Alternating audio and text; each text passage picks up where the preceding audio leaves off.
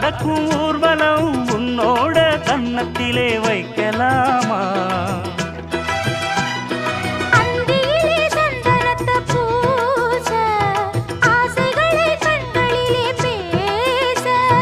சேலையிலே நீ விசிறி வீச காலையிலே பார்த்த கண்ணு கூச என்ன சுகமோ எப்ப வருமோ என்னென்னவ பண்ணுதையா